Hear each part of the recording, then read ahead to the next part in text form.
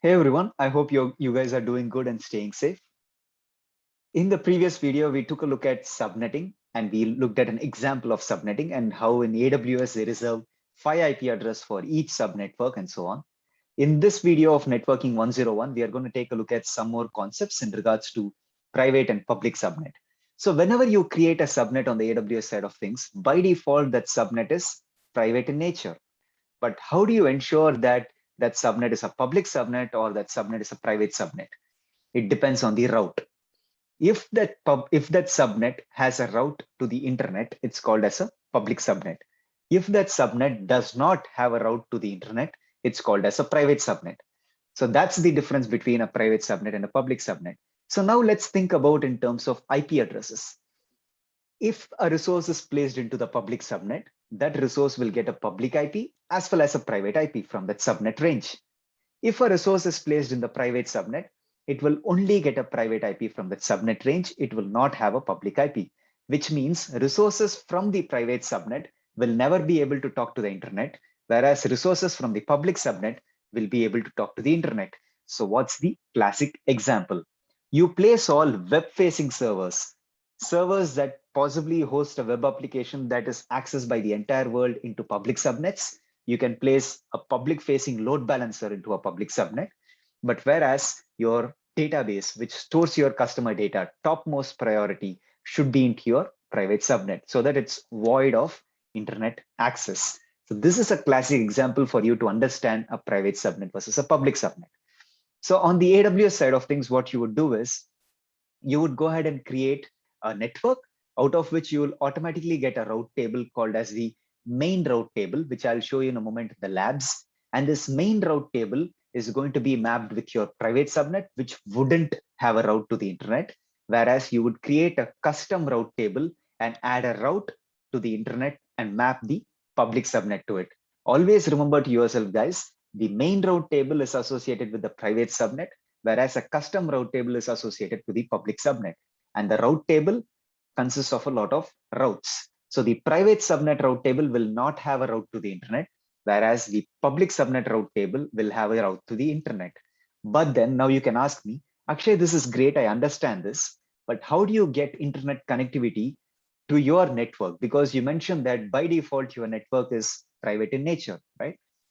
So if your network that you create is private in nature, in terms of giving it internet access, you would create something called as an internet gateway. And an internet gateway to a VPC on the AWS side is a one-to-one mapping. Each and every VPC will have an internet gateway associated with it. So you create an internet gateway, you attach it to your VPC, and then you add a route to your route table, which is the custom route table to which the public subnet is associated. You add a route to the internet gateway. So now all the resources that you place into your public subnet can be accessed from the internet, can also access packages and download packages from the internet. But you wouldn't add this route to the private subnet. But what if you have a use case? What if your server in your private subnet would like to talk to the internet to download some packages? How can you do that? Because like I said, a private subnet resource will never have internet access. But then you can use a concept called as network address translation, or called as a NAT gateway or a NAT instance, out of which NAT gateway is the newer version of the NAT instance, which is fully managed, highly available by AWS itself. You use a NAT gateway to provide internet access to a resource into a private subnet. So the private subnet will have a route to the NAT gateway. The NAT gateway will be residing in the public subnet, and then you can go ahead and access the internet. And then the reverse traffic will be unnatted by the NAT gateway, and the traffic would go into your private subnet resource. So your private subnet resources IP address is always translated to the NAT gateway's address in terms of accessing resources in the internet. So in that way, you can provide secure internet connectivity to all of your resources in your private subnet by launching something called as a NAT gateway. The NAT gateway is a fully managed solution by AWS, works with IPv4 notation, whereas an egress-only internet gateway is the IPv6 version of a NAT gateway.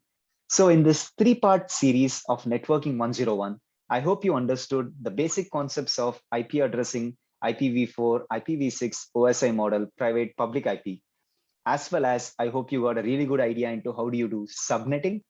And then I hope you understood some of the other concepts such as route table, routes, internet gateway, NAT gateway, and egress on the internet gateway. So now in the next few set of videos, I'm going to take you through the AWS console of the VPC, and then we are going to go through some architecture diagrams in terms of creating a highly available network for ourselves. And I'm going to give you some industry best practices so that you can go ahead and answer it in your interviews, right? So I'll see you guys in the next lecture. Have a great day. Have a lot of fun and take care and see you. Bye-bye.